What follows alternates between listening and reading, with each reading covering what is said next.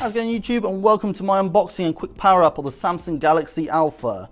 This video is recorded using the iPhone 6 and an external microphone hooked up to it.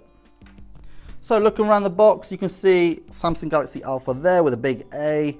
Nothing too exciting there, so just some serial numbers. Typical Samsung. Apart from this box, no wood grain here. It looks like almost a recycled cardboard look. If we look at the back, you can see about some of the specifications as well. This is the 32GB variant. In fact, I'm pretty sure that's the only variant there is. No expandable memory as well, so what you see there is what you get. In fact, some of that will be used up by the OS, so hopefully it will have a lot of memory still available to the user. So let's get this thing opened up.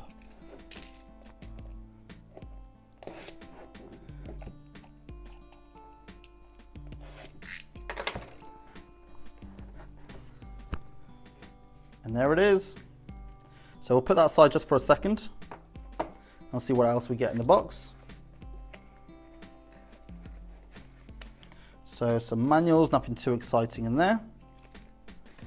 And you get a brick, which is in white to match the phone.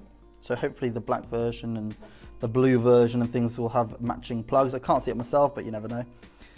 We have the brick, which is, the port is on the bottom on this one. So this is one of those travel compact ones like Nokia first introduced. And but it's quite unusual seeing the plug coming out the bottom, but I guess it kind of makes sense. You get the USB cable, which is white, pretty standard Samsung one. You get the earphones and earbuds.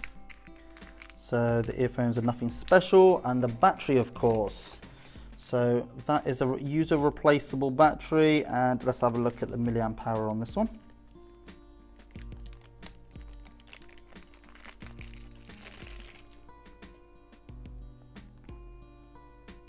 So 1860 milliamp hour. Let's put that aside. Let's get all the stuff out of the way and look at the phone. So the phone is covered up in all this plastic, so let's peel that off for starters. And the back is very, very soft, very smooth plastic. It's quite hard to describe what it is, but it's definitely not that pleather that you get in the other Galaxy ranges. Real nice metal on the side, but it's quite hard to tell because there is plastic on there as well. So let's peel some of that off as well. So a lot of plastic around this phone.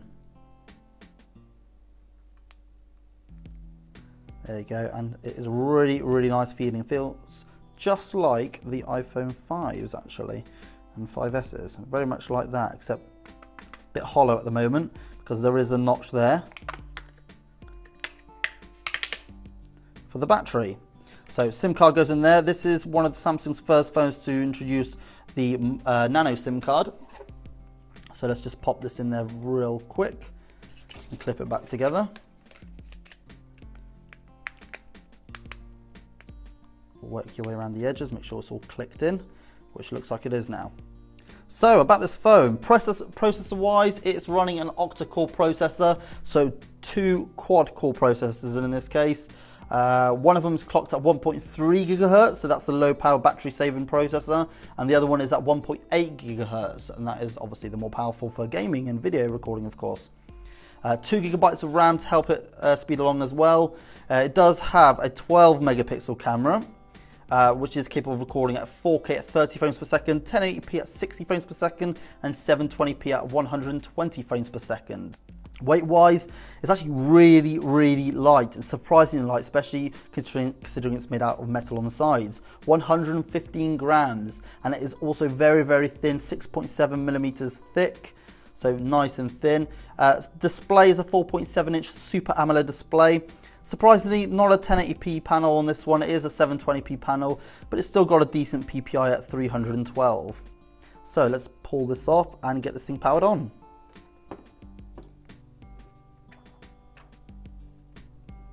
So, in fact, before we get this thing powered on, let's talk about what we get around the side. Volume up, volume down.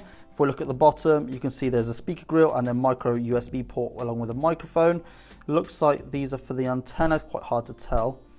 And if we look at this side, you've got the power lock key, and at the top, you have 3.5mm headphone jack and a microphone just there. In terms of the front, there is a camera at the front, 2.1 megapixel.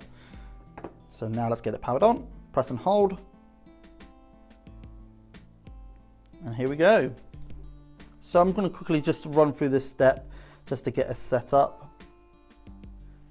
And there we go, we're now fully powered up. So let's have a quick OS tour. In fact, very, very slippery on a smooth surface like this. So you probably need to get a case if you want to stop it from slipping around. Let's bring the display nice and close, so see if we can get a focus on there. And you can see the pixels. Again, I'm recording using the iPhone 6, so it looks like focus is pretty good. You can see that it does not suffer from any pixels at all. In fact, in real life, you can actually see it a little bit better. But yeah, pixels look really, really good. And if we get this thing into the settings, which is not there anymore actually, so let's look at up here. And you can see it's running pretty much exactly the same as the S5, so it's running the latest version of TouchWiz. So let's go down to see what operating system we're running on. I'm guessing 4.4.4. And it is 4.4.4 KitKat. And there we go. Let's see if there's any media on there for us to watch back. Again, guys, if you want to see any of the photos or videos taken with any of these phones, just feel free to send me a message or comment down below and I'll get that uploaded as soon as I can for you. And there we are. So this is just a quick OS tour, very, very quick one. You can see my magazine view just there and an unboxing also. So if you want to see any more videos, don't forget to comment down below. Hit subscribe to, so you'll be notified as soon as I put up a new one. Hit the like button if you like this video and I'll see you guys in the next one. See ya.